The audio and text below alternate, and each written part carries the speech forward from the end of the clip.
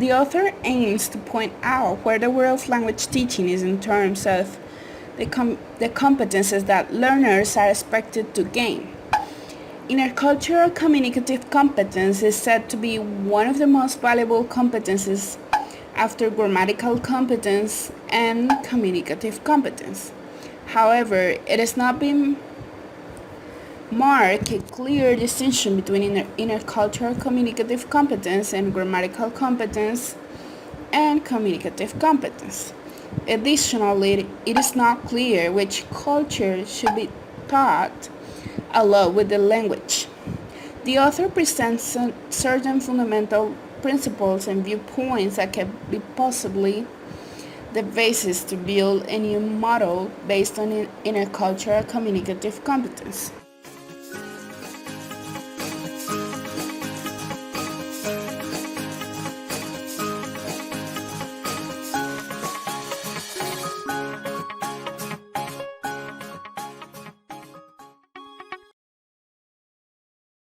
The linguistic competence.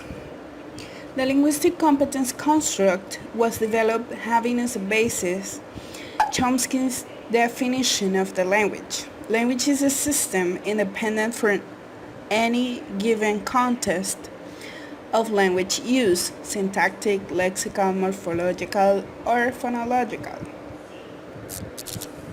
Now let me explain you a little bit about the rules of usage. It is when a set of internalized rules about language enables a speaker to create new grammatical sentences and to understand sentences spoken to him. That system of internalized rules let us understand when a sentence is incorrect, which means it doesn't make sense in the target language. An example of an English is the 8th goldfish John. Books, they look. Numbers, she count. An example of ambiguity is Mercy got the bath ready for her daughter wearing a pink tutu. Was Mercy wearing the tutu or was her daughter wearing the tutu? Another example of ambiguity is, well, I've certainly never tasted chicken cooked that way before. Was the chicken good or bad? Another example of ambiguity is, call me a taxi, please. Is the speaker asking someone to hail them a taxi or to be called a taxi? Now, a criticism for the linguistic competence is it is inappropriate to explain the language in the narrow notions of the linguistic competence. A perfect speaker, hearer in a perfect context. The contextual variables in effect are very important. A speaker cannot just produce sentences without verifying the suitability of those in the context.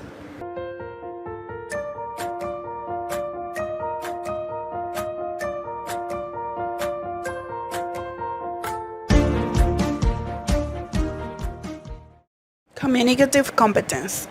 Hymes marked a new era in language research. He introduced the construct of communicative competence, which is the knowledge of grammar and rules of the language used according to the context. Many authors tried to define the components of the model proposed by Hymes as grammatical components, similar to Chomsky's idea. So we got sociolinguistic competence, which is the knowledge of the sociocultural rules of use in particular context.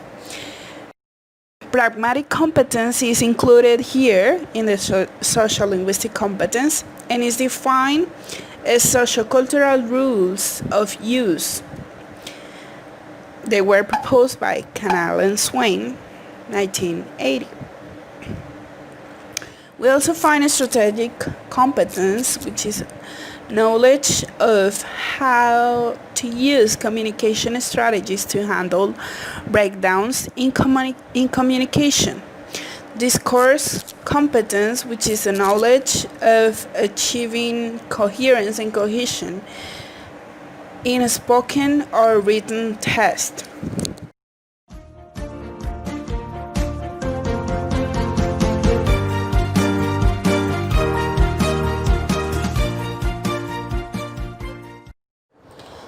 Intercultural communicative competence is the knowledge, motivation, and skills to interact effectively and appropriately with members of different cultures. Theories like Acklin 2004 started to suggest that textbook should be based initially on the learner's culture and then slowly transition to the culture associated with the target language. The idea is to go from simple known to more complex unknown in the process. Attai et al. 2009 emphasized that the goal of language teaching and learning should be defined by intercultural competence. Education programs needed to include a course on intercultural communication to equip future teachers with intercultural awareness and intercultural competence so that they can include it in their teaching. Pembeck et al. 2009 found that departments giving education support by international materials such as exchange programs and language courses help equipping learners with intercultural sensitivity, which is respect for the others. Uso Juan and Martinez Flores 2008 proposed activities in 4 language skills to equip learners with intercultural communicative competence. Some examples of the activities were videotape cultural dialogues, audios or videotape intercultural misunderstandings, among others. Robayasi 2008 discusses curriculum planning, syllabus design, and materials development. This author places the responsibility on component and unbiased curriculum designers, material writers, teachers, and learners for determining the order in which students acquire different aspects of intercultural communicative competence from teaching materials like textbooks. He proposes teaching stereotypes linked to the culture of the target language in the early stages, relations, and affections in the last levels. The communicative competence model sees successful communication between people from different cultures as using linguistically appropriate constructs in given context, ignoring the need for cultural awareness in a globalized world with people whose L2 is English. Aptekin argues that English should be taught in a new pedagogical model as an international language whose culture is the world itself.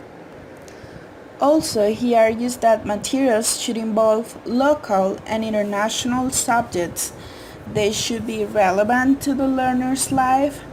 Materials need to include native, non-native, and non-native interaction. Samimi and Kobayashi 2004 agree with Aptekin and state that political and bureaucratic authorities are imposing communicative English teaching models that work in the US and in the UK and expect to obtain the same results when the context conditions are different. The authors assert that language teaching should be embraced in a culturally sensitive and appropriate way, maintaining the contextual autonomy with a paradigm shift that emphasizes intercultural communicative competence.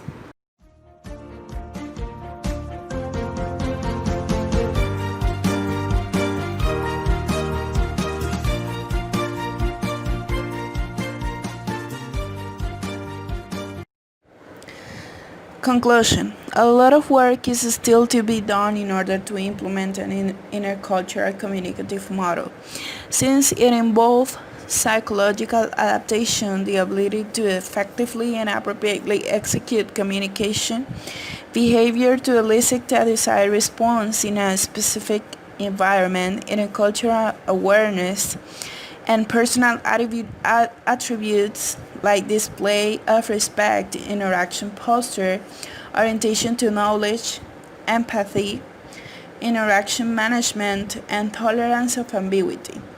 Materials also play an important role. They should encourage the learners to reflect on their own culture in relation to others.